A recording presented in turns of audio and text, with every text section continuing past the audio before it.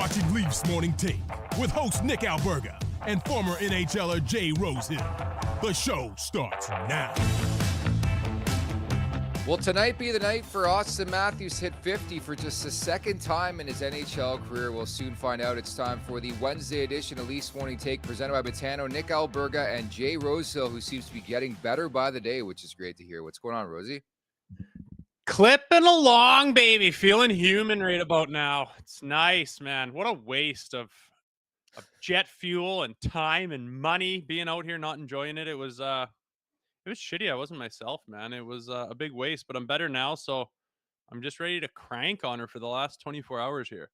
Yeah, if you recall, we had a conversation yesterday afternoon where you were just debating life and wondering why you took a trip with 15 people, was it? So it's good to see and hear that you're on the mend. I could tell as soon as we got on the call this morning, you were feeling chipper, you were good to go. Maybe it's because Matthews is gunning for 50 tonight at your favorite bar in Mullett Arena. Yeah, I don't see why he couldn't do it against that dump hole of a franchise. I mean, he can score against everyone else in a plethora of ways, so I see him getting it. I don't see why he wouldn't bet on that tonight. Go get it. Minus 140. Minus 140 is what that number's looking like, by the way. Yeah, I understand why. It makes sense. It's not even that bad. It's very juiced. It's very juiced. I mean, to think somebody's going to score with relative ease, that's what that number is implying, but it is Auston Matthews. I mean, he does have 49 goals in 53 games, so looking forward to seeing if he can do it in front of family and friends. It's like the Leafs listen and watch this show because about an hour before we came on air, they announced some news on Joseph Woll. He's been sent to the Marlies on a conditioning assignment. So you're going to get your wish, I guess, in the next week or so here. Yes, that makes sense. He's probably ready to rock. I bet you he plays 3 games down there, and up he comes, ready to rock. What do you think? Let's look ahead at the schedule. Like I'm trying to think of when Joseph Woll return to make sense. It's not going to happen on this road trip. They got Arizona, Vegas, Colorado still left. Then they're back home Tuesday against Vegas. Thursday, Alex Kerfoot, his video tribute's going to be something special. So maybe it's that game. Maybe it's one of those two games, Vegas or Arizona, Tuesday or Thursday. When would you put him in there? Assuming everything goes well in the minors, of course.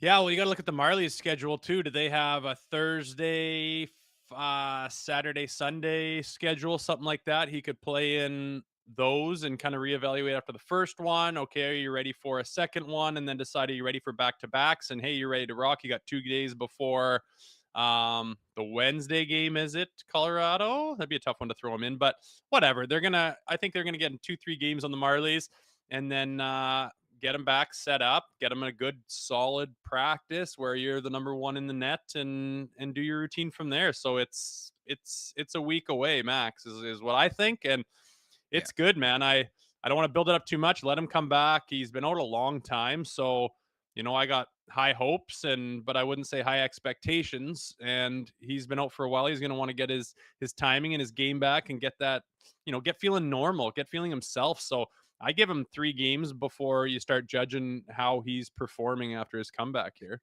Yeah, I don't have the Marlies schedule in front of me, but I mean, they're going to play at least 2 games, you would think. In terms of games they have remaining, Arizona Wednesday, the Leafs, then they visit, obviously, Arizona today, then Vegas tomorrow, then Colorado on Saturday before they come home for a 5-game homestand starting Tuesday against Vegas.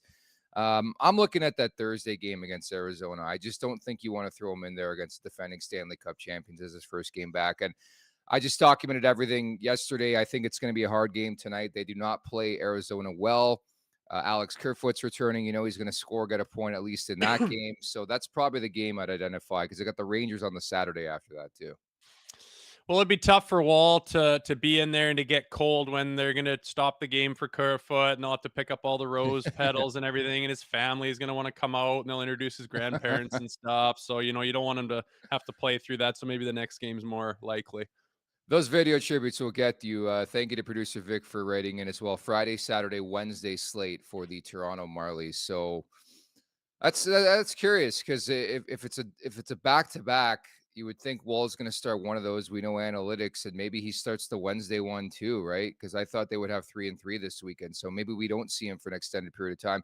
The other kicker on this too, Rosie, is like, I know the media is going to make a bigger story than it is, and we're going to do probably the same thing. But what do you do now with Martin Jones when Joseph Wall's back? So I think as long as they can continue to build this and grow it and try to keep a guy like Wall down there as long as possible or whatever it is, I think it's going to become a bigger storyline is what they do with Martin Jones. I think it's pretty simple. You put him on waivers, he gets picked up, he gets picked up. I don't see a scenario where the Leafs can have 3 goalies on their roster. Wouldn't make sense to me, you know?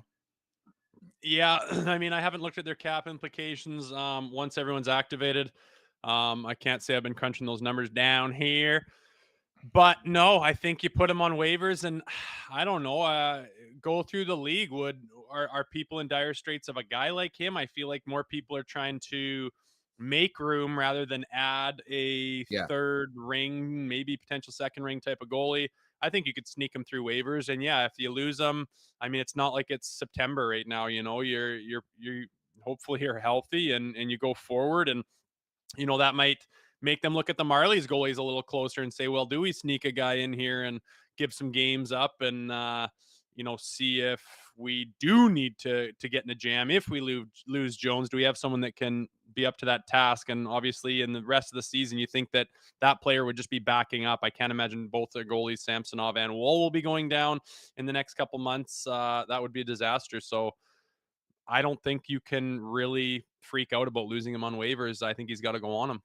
It's a gamble you have to take. I think you make a good point that it is deadline time, so teams trying to create cap space, whichever way they can, and maybe you sort of finagle things through there, and then you wait closer and closer, and that's when you put Jones on waivers. Like I could foresee a scenario where they have a couple days where they have 3 goalies on the roster, and after that, you make that decision. But again, it just doesn't make sense to hold 3 goalies for rest of season purposes, and you know Martin Jones has done his job. He's been excellent. It would be a shame to lose him, but I think they foresaw this predicament when everything happened with Joseph Woll, 10 weeks ago. So it seems like they're at an impasse a bit, and very, very curious to see what transpires, because I think you make a really, really good point.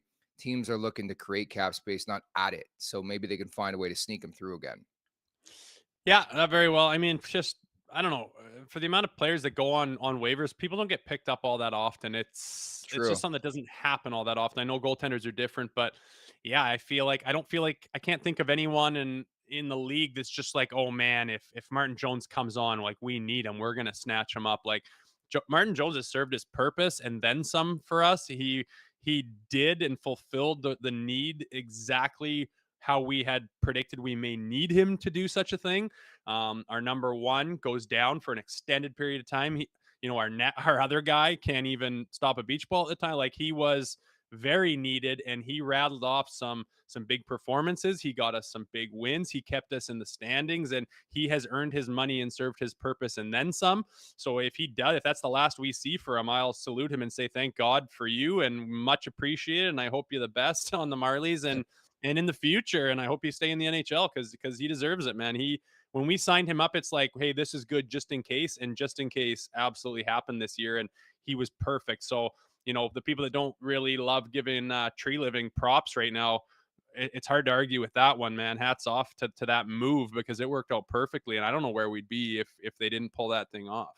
The old thank you for your services, but I couldn't agree more. Insurance, it's been fantastic. We talk about the crease all the time, and it's just been such a roller coaster in general with this team, but specifically in between the pipes, where it's like, if you were to tell me this is how it's going to play out in September, I would have been like, man, like that's crazy, and this team would be in a tough predicament. But obviously, feeling good when you have a guy like Auston Matthews, right? 49 goals. Speaking of which, got a very, very fun guest today, Chris Cuthbert, who will be calling this game for Sportsnet Wednesday Night Hockey, Mullett Arena. Matthews gunning for 50 will be our guest here, Rosie, in about 20 minutes from now. Yeah, that'll be nice. I want to pick his brain. He's a great guy to have, man. His voice is great. It's recognizable. He's solid. He doesn't piss anybody off. Everything that he does is just solid and agreeable. Very good at his job. And like you say, you got those franchises where there's just voices of the team, and he's became one of those for the Maple Leafs. Whether it's the Sportsnet, CBC, Hockey Night, it's hard to keep him in track these Yeah. days, but he kind of covers the gamut of it for the Toronto Maple Leafs for most of the national and regional games. And I think he does a fantastic job. I love hearing his voice. There's not one time where I've been like, God, would this guy just stop? I mean, I had to watch this last game on the American feed for some reason. Yeah. Oh, good Lord, was it painful. Like, couldn't get anyone's name right. Like, just like a guy like Cuthbert, you listen to the game, and it's just you're just part of the game. You don't even notice, and he's just doing the play-by-play really nicely. And then you get on a bad guy, you don't really notice how good the good ones are until you listen to a bad one. And good Lord, it's a hard profession, difficult job, and he does it fantastically. So it'll be fun to pick his brain and see how he goes about his business.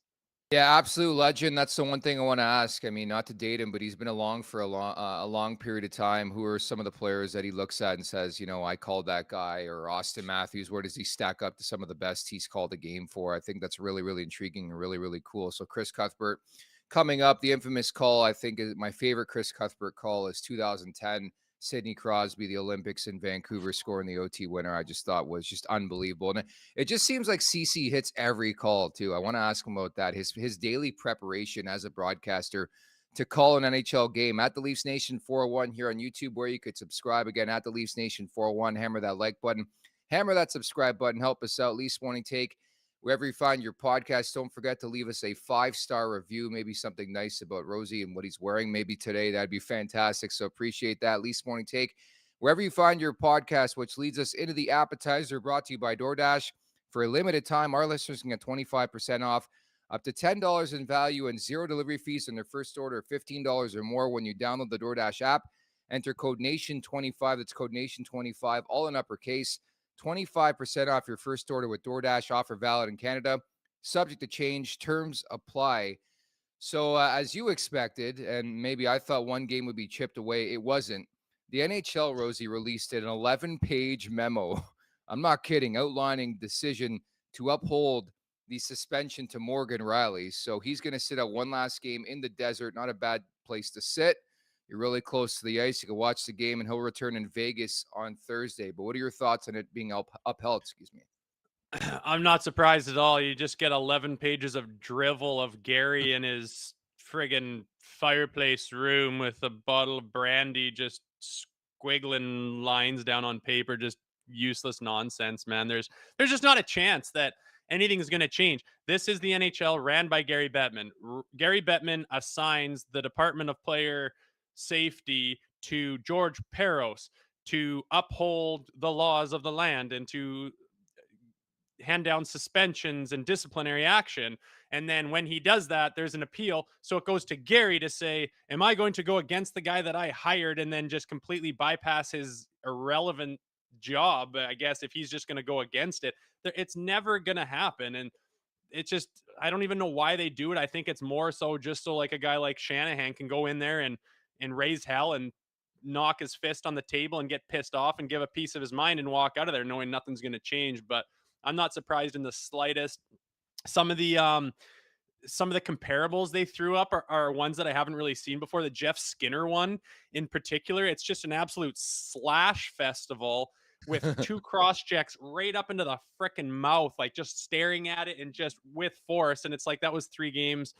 This is 5. But honestly, this day and age, I was thinking about 6 or 7 for Morgan Rielly. When it was 5, I was fine with it. And when they challenged it, I thought there's not a chance in hell that's going down to 4, let alone the fact that they always take like over a week to get back to you with their rebuttal on a challenge. And it's like that's usually the course of the suspension anyways. So at that point, it would just be giving the player some of his money back, which is completely irrelevant to almost everyone in the scenario except for the player themselves. So I don't know. I'm done with it. He's going to serve it and finish it off in Arizona. I did not expect. I think it's a bullshit system. They should have a guy on retainer that is ready the hour they make the challenge. Why do I keep saying challenge? It's help me out here, Nicholas.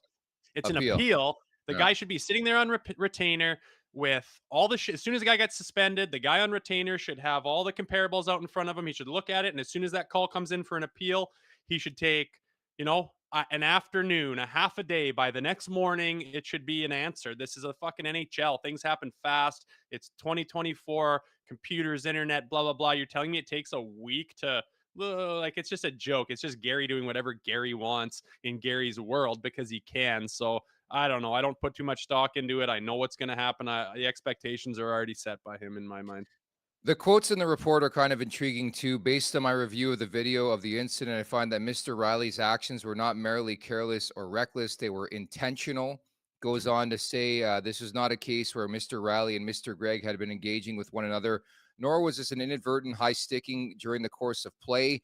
Rather, as Mr. Rielly himself acknowledged, he sought retribution for what he perceived to be a disrespectful act that he believed was intended to embarrass Toronto. So a bit of the breakdown there from Commissioner Bettman in his ruling. The one thing, like he said, it was as vicious and as powerful or strong or violent or something like that. But I mean, to go against the Skinner one, the Skinner was just a bam right into the face. Rielly's was more of a glance off the shoulder and then, oh shit, I'm up in the face. He literally drops the stick out of his hands once. So the force wasn't there. It was there.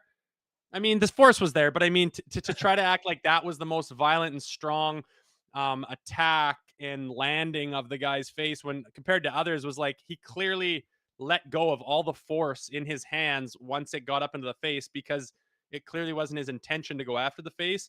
So, I mean, I get it. You can't go in the face. I've already said all this. Like, yeah, you can't get a guy in the face. You got to be in control of your own stick. But if you want to break it down like Gary, I disagree. And I'm like, no, that wasn't the most forceful shot to the head because it wasn't intentionally at the head. That wasn't the initial impact, which he loves fucking saying. Yeah. The principal point of contact. Well, the principal point of contact was not his head, Gary. It was his shoulder. And as soon as it went up to his head, he physically dropped the stick. So hence why I call his 11-page drivel just meaningless garbage. So I don't know. Move on. Yeah, I think what softens the blow too is that they've won 4 in a row without Morgan Rielly. Imagine the uproar if they were 0-4 and they couldn't find a win and they were buried in the standings. It would be much different. Although, like, Leafs fans have been very, very consistent. If you read social media, people are still pissed. I guess they care financially about Morgan Rielly and the money he's losing, you know? Yeah, people are worried about his pocketbook. Yeah, whatever, man. It's I don't know. And to go into like what we talked about yesterday, like why do they win without these guys? And I read some things that are like, it's simple. They get all the ice time, the big boys. The guy was even quoting my word and my phrasing of calling them the big boys all the time and saying they You're eat the up first one all to the call ice them that. time. Yeah. I'm the first one. Call them that, yeah. Yeah, okay.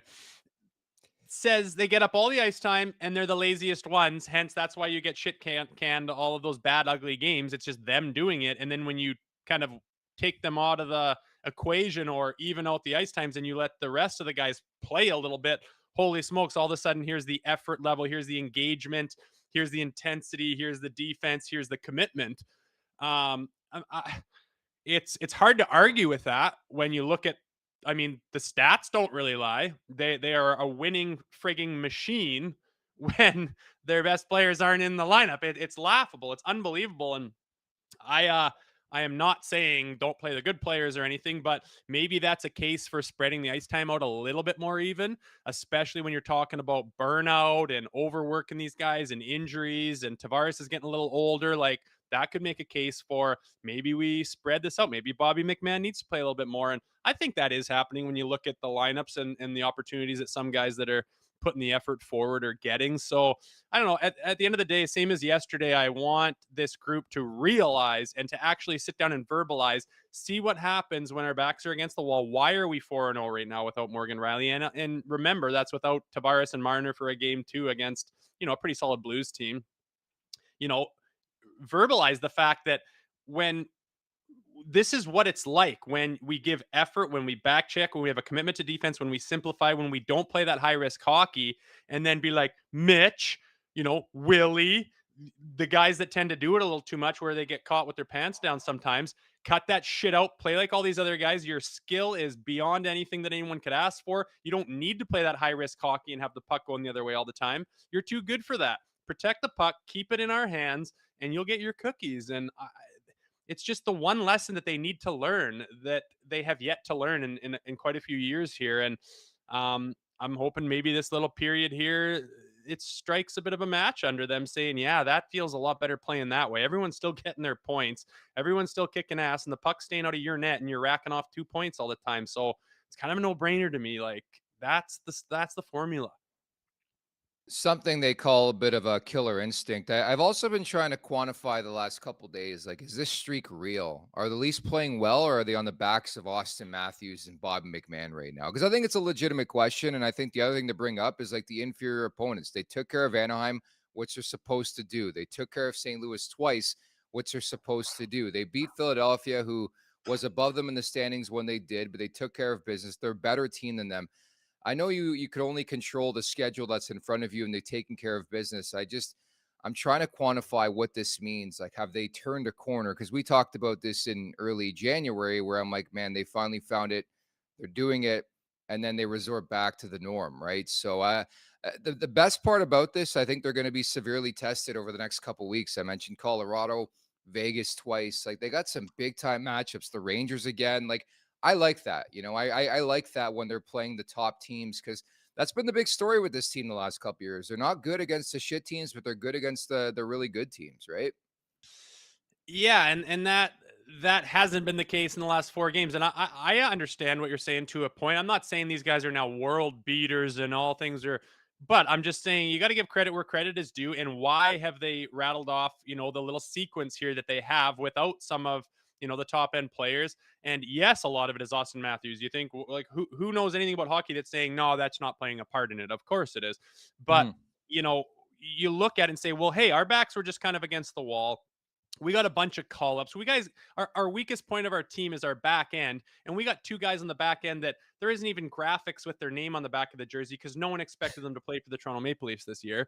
But they're in there during, an 8-point rattle off, which is a real thing. Now, why does that happen? Because even with their big boys and they can lose to these teams, you think they couldn't easily at any point in the season lost to the St. Louis Blues? They were coming off a heater. Don't act like that's an easy one. They've lost to like the Ducks and these types of teams before. So it's still a part of the process to say you have to show up, you have to work. And they had some adversity with some players in their lineup that weren't expected. And those guys all, buckled up their skates and buckled up their boots and got to work and got the job done. And yes, facilitated by Auston Matthews 100% all the way around. It was a 60-minute top to front. The goaltenders played good. The defense played good. The skilled forwards did what they were supposed to. The shutdown guys did. The PK, the PP. It was all great, man. And that just has to continue no matter who you're playing against. But yes, a big test will be against the likes of the Colorado Avalanche, the likes of the Vegas Golden Knights. I hope that these guys, once they get everyone back, Morgan Rielly back, I guess it's just him left out now. Yeah. They're ready to hit the pavement hard and try to really, take these last. It feels like there's only, not that much of a season left. There's still quite a few games, but you want to rattle off the last quarter of this season in a really strong way. I mean, that's the only hope going into playoffs is that you're going in hot. The finish line is in sight, is what you're trying to say, and that is for sure. And I think this Leafs team has a lot to feel good about, and it's unbelievable to think that they're that close to being full bore as we get closer to the deadline.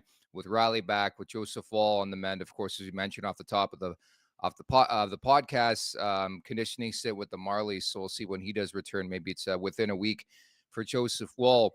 Wendy's is letting you win real food with your fantasy teams this year and daily face-off. For those of you who smoke the competition, Wendy's is rewarding you with weekly prizes that will have you winning despite your lack of team building skills. Download the Wendy's app and score yourself 150 bonus reward points on your first order and grab a sweet victory from the mouth-watering jaws of defeat along with some fresh, never frozen beef. Sign up to play daily face-off to win weekly prizes like the spicy chicken sandwich from Wendy's and the Wendy's app. So the first of 2 meetings in 8 days, Rosie, with the Arizona Coyotes. The final game of Morgan Rielly's suspension. Toronto's won 4 in a row. 8 of 10. You look at Arizona, they've been in the dumps for a while, as you mentioned. They've dropped 10 in a row, 0-9-1. The Alex Kerfoot revenge game. We've been waiting for this one. The first of 2 in the next week here. Yeah, we'll see if it's his revenge game. I don't know. You literally, I want to make like a real bet with you. Like, I'll shave my head on air if if they lose to this team. I think they're past that stuff. I just think they've matured beyond that stuff. And I've got my money firmly on them tonight. I think they're going to be ready to rock. I think Austin's going to get his 50th.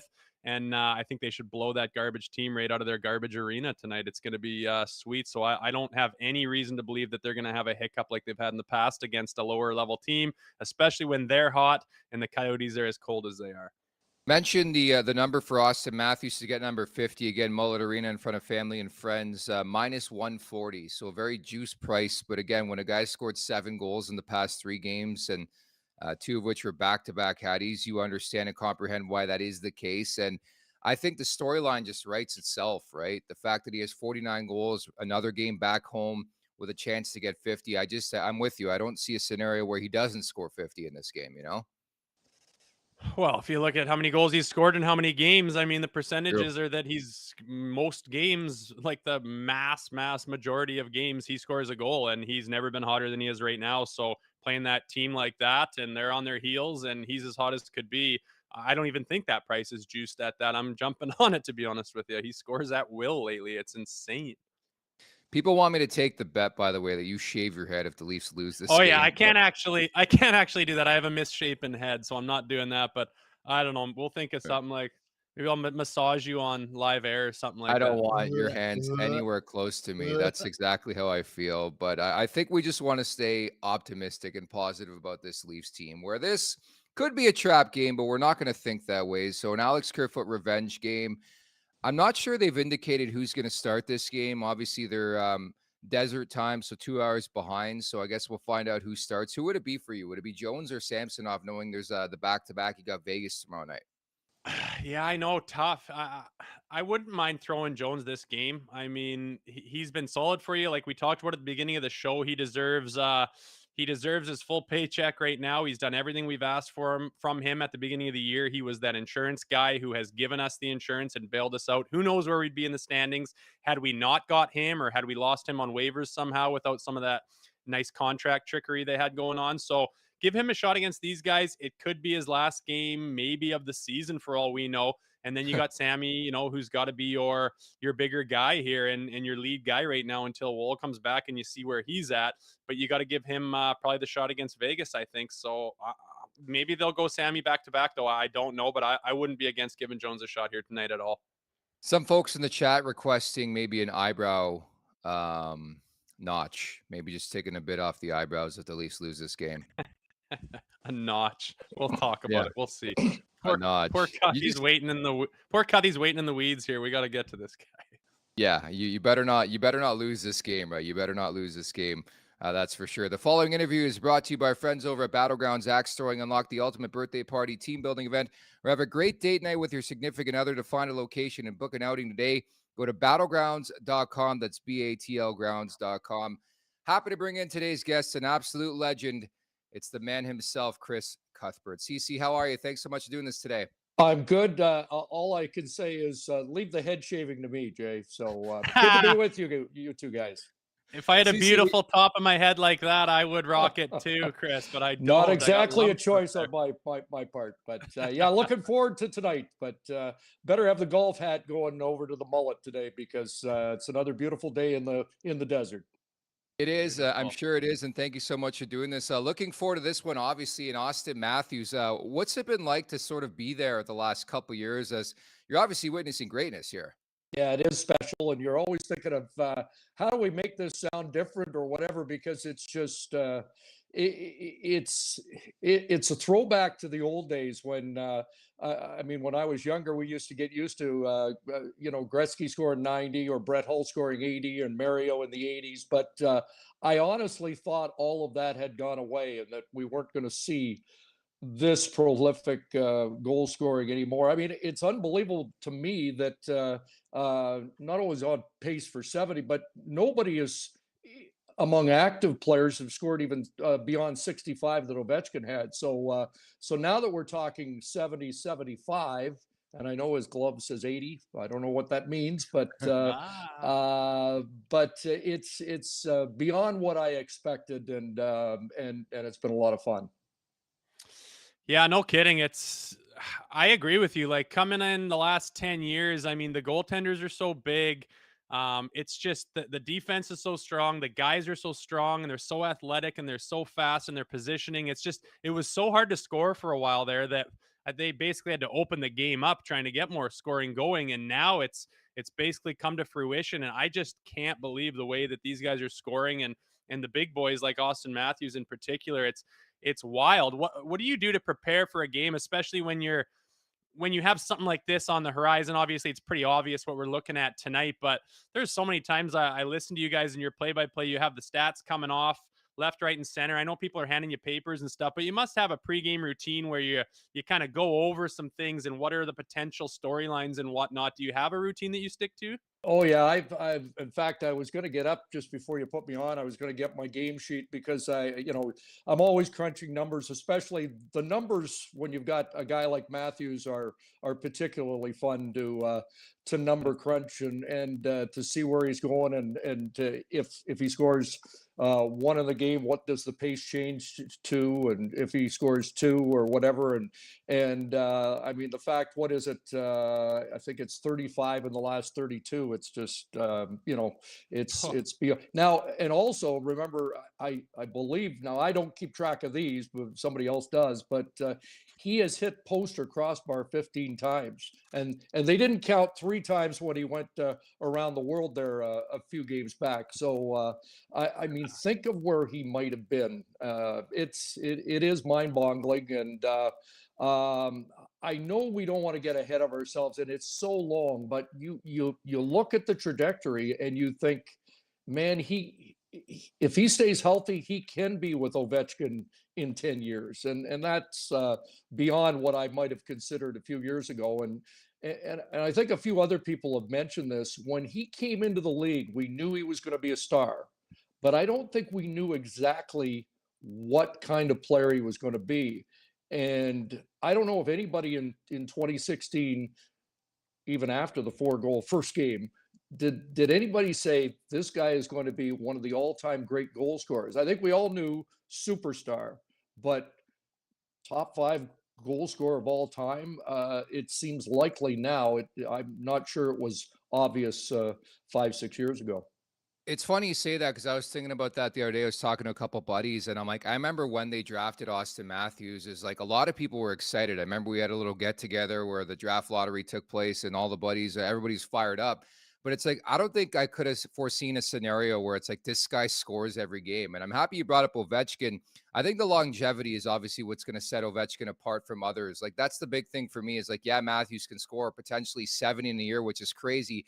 But how long can he do it? Can he do it 10 to 15 years is my question, right? It is a good question. And that's, I mean, we'll find out. But for now, he's already ahead of that trajectory. You know, when he came into the league, I hate to be an old guy, but I love to throw out the old names. When I first saw him, I thought Phil Esposito, because Espo was one of those guys, when he got in the slot, it was automatic. And the reason I bring him up now is, so I started looking the other day at how many 70 goal scorers won the Hart. And if you get to 70, is it an automatic? And Espo was the first guy to get to 70 in the 70-71 season. And he didn't win the Hart, but there was a guy named Orr playing with him. So there was a reason for that. But I got away from that comparison, but I find that, I keep coming back to it because Espo, he was hard to pin down on what type of player he was, but you knew when he got in the slot and Orr got him the puck, it was in the back of the net.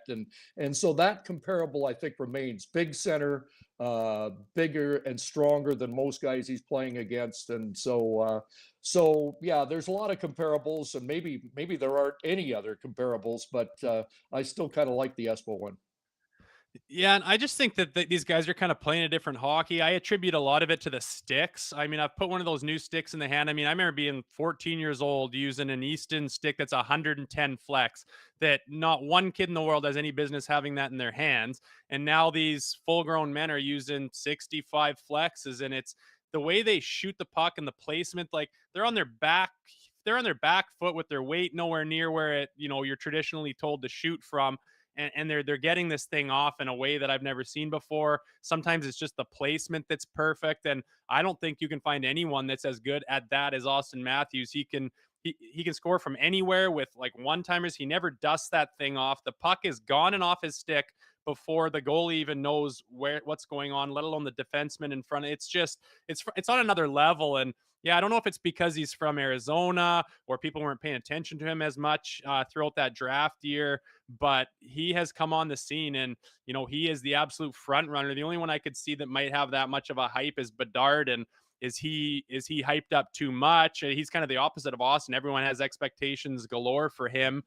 He's doing very well to keep up to them, but Auston didn't really have that, and he's able to just blow the doors off the league and say, no, I'm one of these special guys. Yeah, I wanted to ask you because have you seen a guy change the angle of in his process of shooting like Matthews? I mean, we've seen great shooters in the past. I mean, you can name any number of them. Mike Bossy probably at the top of the list, but with Bedard seems to be mimicking a little bit the style of Matthews, that ability to in tight and from different spots change the direction, the angle of the shot, and maybe that's what's giving the goaltender so much trouble. Yeah, the only one I can think of that would be even comparable, who I think's way ahead of his time, was Phil Kessel, and he used a really whippy stick, and you can see pictures of him when he leans on like even a snapshot, that thing's in a bow. But he just said, I like to just load the stick up on the ice and then just let it retract, and it does the work for me. And that's what all these kids are doing. And I feel like when they get that puck, it's already loaded up, that thing's flexed, and they can just kind of pivot and drag as they wish because it's not that strong of a stick. It's got a lot of flex to it. And they change the angle so quickly and in stride and not even on balance or front foot, back foot. It doesn't matter. It's really incredible. And I think the stick manufacturers have made something that has never been made before. And these kids and their talent have just taken it and they've just gone to the moon. And it's fun to watch. I feel bad for goalies because I thought goalies had the edge for quite a while there when I was playing. They're so big. Guys can't seem to beat them. It's just a different way to score. And nowadays guys are beating them from up at the top of the circles with clear vision. It's incredible what they're doing. So super fun to watch. And I'm glad we got one of those guys on our team. Yeah, he can score from distance, but he scores in tight too. And you mentioned sometimes we get stats guys helping us out. And the other in Monday in St. Louis, he hits the post on a backhand. And I was kind of wondering, well, how many backhand goals have we seen from him this year? And Jason Murdoch, my statistician, a couple minutes later hands me a sheet, 6 backhand goals, and I'm thinking, really? He's 6 of those too? I mean, he scored every way possible. Yeah, and I always say this, I like to pinch myself and live in the moment and understand and comprehend. I'm witnessing greatness. As you know, I got to cover the team a couple of years back with Gord Stellick, and that was just a blast because, again, every game he was scoring then. But I was going to ask you too, like, how do you prep for milestone goals? Like, the one thing I've realized with your illustrious career, like, you hit everything, like the golden goal, did you see that's like, is there preparation? Like, how does your mind filter when making these amazing calls? Well, you think about what I always find that these are great moments. You just want to frame them properly. The masterpiece is on the wall, and any frame will do. But if you get the right frame, it makes it even stand out a little bit more. So I think about numbers and sayings with numbers, and I actually bounced one off my son the other day, and he vetoed that pretty quick, and I bounced it off him because I wasn't sure either. So we won't get into 50 Shades of Greatness tonight, I don't think, but yeah, you're always thinking about something. This might be a little easier because of where we are. So it's a special moment. It's an honor. It's a privilege to be kind of rinkside and even having your soundtrack on special moments. So I was fired up for 60. I got to tell you, I missed his 50th goal. I think that was on TSN, and then we got COVID in Florida right before he broke the Leaf record. And I'm thinking, man, he scored 55 goals. I've probably called 40 of them, and here's 2 of the milestone goals, and I'm sitting watching at home, and that kind of so when it got to 58 in our final telecast, I just thought tonight tonight. I'm hoping for it, and I almost got a little too excited because I think I called the goal before it went in, but that's easier to do with Matthews because when he's alone in the slot, you're pretty sure it's going in. Exactly. What are your thoughts as we're coming up on this Alex Kerfoot revenge game? And I mean, it's kind of been a theme this year. We're giving these player tributes to these very, very average players. I mean, I guess it happens during the TV timeout for the most part, so you don't have to be involved. But do you find yourself wondering, what are you supposed to say about, trying to make a huge deal out of something average? I mean, these guys probably can't even expect a tribute going back to a team where they played a handful of games with. Do you find it odd that they're doing that? Is that just the PR side of the organization's trying to make something for the fans to look at? Yeah, we've kind of got a rule, or unwritten, that we don't usually show it unless it's an obvious. I know it probably bothers Craig Simpson more than me. So when the Engvall thing went up, I kind of give him an elbow in the booth. Although, you know what, I mean, I keep reading about video tributes. I didn't see any video for Pierre Engvall. I just saw his picture on the scoreboard. But I was watching an Arizona game about a month ago, and Matt McConnell, who does the play-by-play for the Coyotes, was quoting Andre Tourigny about how Sheldon Keefe had given such a positive review and let Tourigny know he was getting a really valuable player in Alex Kerfoot. So I know that Kerfoot was valued probably more in the room and in the coaching office than he was by the fans. Clearly the Leafs moved on, and that was not a bad decision. And Kerfoot, as I'm looking at the stats and I'm thinking it's the same Alex Kerfoot. His numbers in Arizona are what they were with the Leafs. And I always thought he was going to be a better player. I mean, he scored 19 in his rookie year with the Avalanche, and you thought there might be something more there. And when we saw the 51 point season a couple of years back, and thought it maybe that would spill over into the next year and maybe make him a more valuable third line guy, but it just didn't happen in Toronto. But I'm sure there's a lot of Leaf players that'll be happy to see him tonight. Let's not forget Sean Dursey either, right? Playing the Maple Leafs once again. Just to wrap, Mullett Arena, have you called the game there before? I have not. We missed it last year. We had travel issues and couldn't get there. So it's been on my list. I think it's my 59th rink or 60th. I gotta check that. But I was so I know Jay's not too happy about it, but I even walked over last night just to check out what it's going to be like, and I will tell you this: it looks like one of the better junior rinks in on the circuit. But anyway, for the fans in there tonight, and there were still tickets available, which tells you probably everything you need to know about Arizona hockey. God. That's which is hard to believe. But if you have a ticket in there, it's like you've got a platinum seat. It'd be a pretty good place to watch a milestone game. Yeah, maybe all the teams should go down to 5,000 seats. Oh my God. If you've been to 50 or 60 rinks in the league, that tells me that you've been to some of the greats in the past. And I feel sorry that you've done games in those buildings and now you have to do one in this one tonight. So we'll be thinking about you. Yeah, far cry from the Montreal Forum and Chicago Stadium and Maple Leaf Gardens. That's for sure. Kidding. Oh, that's awful. CC, thank you so much for this. Have a great call tonight, okay? Good to be with you guys. And I'll take care of the head shaving. So appreciate the time. Bye-bye. One of the absolute best, Chris Cuthbert with Sportsnet and Hockey Night in Canada. And yeah, so maybe he covers that portion of it for you because the bet is strong. A lot of people asking for it in the chat. We got to determine what it's going to be. But again, so thankful of Chris to drop by. He just had so many amazing calls. Like, I don't know, when I think great goals, obviously you think Bob Cole, but you think Chris Cuthbert too, and just what he's done specifically the last 25, 30 years. I mean, really is incredible. And I think that's kind of cool. Like, I agree with you guys. Mullett Arena, it's an absolute joke. Do you think Auston Matthews envisioned as a kid growing up there, he's like, you know what, I'm going to score number 50 in a barn with 4,700 people? Probably not, but I think it is kind of exotic.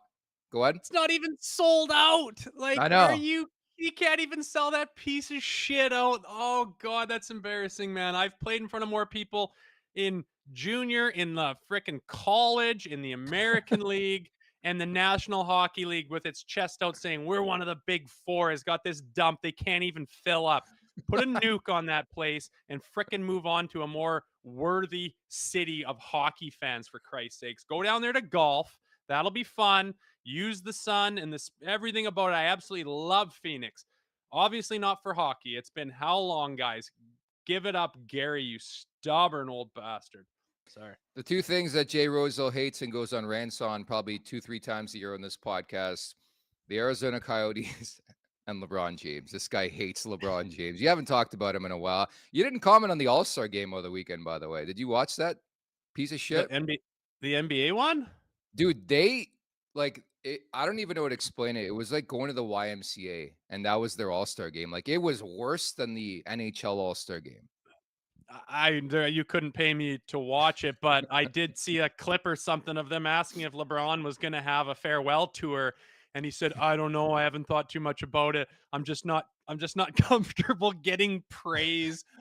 No, dude. He said 50-50 because they asked him if you're going to do a farewell tour. He said 50-50 chance. What 50 side would you take? I know what I would take. Oh my God, let him just. I mean, it's too bad because, like, phenomenal basketball player, like one of the greats. It's an argument over whether he is or not. I think that's an easy argument, but I don't do well getting praise. You only do well praising yourself. I've heard you pump your own tires more than any other athlete on the planet. You have the chosen one tattooed across your back. You have gifted child tattooed across your front. And you're going to say you feel awkward getting praise. You're not a humble guy. Shut your mouth, buddy. We're the worst athlete ever as a human being. I know producer Vic is relatively green to doing this podcast with us, although I know he's listened since we started a year and a half ago. So you know quite a bit about these rosy rants about LeBron James. They're so random, but they're so damn good. Let's look now at the standings here in the Atlantic Division, a weekly look here on Leafs One Take on Wednesdays. Normally the following is brought to you by Charm Diamond Centers. Get custom ring building delivered in less than 4 weeks with the Charm Masterpiece program and unbeatable pricing policy. For more information, go to charmdiamondcenters.com. And that's all LeBron's looking for is diamonds and rings, man. That's all that matters. It's all that matters. I actually saw a story at the NBA trade deadline that Golden State actually broached LeBron's side, his agency, everything about going to Golden State to try to chase a championship. And he said, no, I don't think so. I don't think so. He has to team up with the big boys to get a ring. He can't do it himself. He proved that time and time again. I think he did in Cleveland. He did in when Cleveland. When you go and play in Chicago and it's just like bam, bam, bam, like 3 in a row, and then there's a little break. What happened there? Oh, Jordan went to play baseball that year. Oh, he came back this year. Bam, bam, bam, just rattles him off like an absolute joke. He made everyone around him better. You think he wanted to go play with Larry Bird? Like, smarten up. What a loser, man. Like, make it. Move on. I'm sorry. Pathetic. We're off the rails here. Okay, the Atlantic Division standings. You got Florida at 78 points. They win again last night. They beat Ottawa in OT. You got Boston at 77. They got the Oilers tonight. I like the under in that game, by the way, Oilers and Bruins. Then you have the Leafs at 68. I think you talk about home ice next. It's crazy how much things can change in a week. The Leafs now 3 points up on Tampa with 3 games in hand. When you talk about positioning for the standings, it just changes so quickly. The Lightning have been struggling lately. Yeah, that's nice. You have that little cushion in the point standing, and at first glance you're like, okay, but what do they got on us? And then we have 3 in hand. It's a nice cushion. Could go away in a hurry. You get on a little slide and they get hot, but it's nice not to be looking around going, what the hell is this situation going to be? Are we going to be fighting the last 5, 6, 7 games trying to get into a better position? But looks a little healthier right now. That'll help one of your rivals goes on a skid and you go on a 4-game heater. So it's looking better, but I mean, I don't really care who we face. Like, would you rather face Boston or would you rather face Florida? Like, I'm not even totally sure. You got that. We want Florida. Remember that? We want Florida. We want Florida. And they got fucking shit kicked by Florida. Yeah, it was what it is. But yeah, I don't know. Just I don't want to start talking playoffs, but I could not be more excited for the playoffs. I've got a new lease on things for them right now, and I I just want them to play strong and not have those baffling hiccup skids the rest of the season. Like, just, you don't have to win every game. Nobody does, but just put together solid outings, be in the fight every time. Just don't play that embarrassing brand of hockey that's just head scratching, frustrating for the entire Leafs nation the rest of the way. Like, know what your identity is a little bit and lead with it. And I think if you do that, you'll be happy with the outcome, and fans will be, pleased to be on board with you for the rest of the ride here. If you can just stay away from that embarrassing stuff, I got a positive outlook. I like it. I love it. And as long as you stay attached and locked right here on Leafs Morning Take, that's all we quite frankly care about at the Leafs Nation 401. The Betano wrap-up presented by Betano.ca. The game starts now, 19 plus. Please play responsibly. Major announcement. Betano is the official partner of Copa America 2024, taking the beautiful game to new heights in the Americas. Join Betano on their journey of passion, unity, and unforgettable football moments. It's the Leafs. It's the Arizona Coyotes. Unity. We talked about Auston Matthews anytime goal at -140. Maybe you find more value in Matthews over a goal. So 2 goals or 3 goals, maybe you're looking at plus money. I would look at the shot prop. I think Alex Kerfoot's going to get a point in this game. Maybe even Sean Dursey. I think it's going to be a chaotic and wild game. I just had that feel. And I remember conversations we've had where it's like the Leafs are going to kill Arizona and then they don't kill Arizona. I think it's going to be a close game. I hope the Leafs win. Yeah, I'm not expecting an 8-1 blowout or anything like that, but I think they'll handle them mightily, and I think they're not going to have a problem with them because they're going to put the hammer down. You're going to have a problem with any team in this league if you go into it nonchalantly. Yeah. It is not a Bush League, you guys. Even the Arizona Bush League Coyotes can win games and rattle them off. And when a team comes into town and doesn't take them seriously and doesn't think they have to work and try and do all those details that lead to wins that are proven, you're going to struggle and you're going to probably lose. And the Leafs have done exactly that more than once. They've been a little better with it this year, I could say, but they go in there and they just play their brand of hockey. They will handle these guys just fine. And I am betting on it. What are we going to do? You still Mario taking Kart Arizona? rates in. Mario Kart rates in. Bet your hair, Rosie. See what happens. Bet my hair. LOL. What if it doesn't grow back? I got these lumps back here. That ain't happening, boys. But I don't know. Are you still taking Arizona? You said that yesterday. You seem to have wavered. Yeah, I put money on Arizona. I'm just trying to be positive because people call me too negative on this podcast. But again, I wasn't kidding yesterday. Like, this is a defining moment in the Leafs season. This will prove or start to prove for me that they're a different team than they were a fucking week ago. Like, we can't lose sight of that, people. I know people call me negative on this podcast. A week ago, we were talking about this team in the same light. Were they going to make the playoffs? Riley got suspended. They lost to fucking Ottawa. They got killed by Ottawa. Now, all of a sudden, a week later, they're the best team in the league again. I just can't buy that. They've let us down way too many times. They've grown so much. They've grown. What have they grown from? What have they grown from? Experiences in life. Okay, well. No, I don't think they're going to drop this one. I understand why you think that, but they're just, I don't know. The last handful of games has just been more solid, and I think they've figured out what they are, and I would never bet them to lose against this dog shit team. So how about a friendly $20 shake? Yeah, but how does that make sense? Like, the Leafs are the overwhelming favorite, and I'm betting on the dog. You know? I knew you'd want odds. Fair enough. They're not going to lose. It'll be a friendly bet, and we'll just keep that in mind moving forward. It is what it is. Mark my words. I'll do the show topless tomorrow if they lose. Yeah, you can see Jay's farmer stand from Mexico. Okay, Rosie, we'll leave it at that. Enjoy the game. I am disappointed about the start time, 10 Eastern for that one, but fuck. Ouch. I guess I'll drink some coffee. I'm up anyways. I watch hockey all night long. I know you are. Yeah. It's weird. It's weird being on Eastern time right now because I'm used to getting all of the stuff about the show at a certain time, which is late for you. And I'm sitting there going, "Oh, it's bedtime," and you're like, still just you're like, "No, I'm still up late here, buddy." So, good on you. Looking forward to tonight. Looking forward to tomorrow. I'll see you there. Hopefully, my tarp's still on. Dave writes in, just to wrap, this is why Shanny gave you the death stare, Nick. That is very true. At All-Star Weekend, we locked eyes. He looked at me like he knew something, and then I walked away. I'm sorry. Just call it as I see it. Hopefully, it's a Maple Leafs victory. We'll be back on Thursday to talk about it and chat about it at the Leafs Nation 401, where you can subscribe on YouTube. Many thanks to producer Vic. That's Jay Rosehill. I'm Nick Alberga. Talk on Thursday. Take care. Make sure to check out more of our content right here on the Leafs Nation YouTube page. We got long form interviews, we got clips, we got epic rants by Jay Rosehill. We simply have it all. And don't forget, you can find out much more at theleafsnation.com. Thanks so much for watching.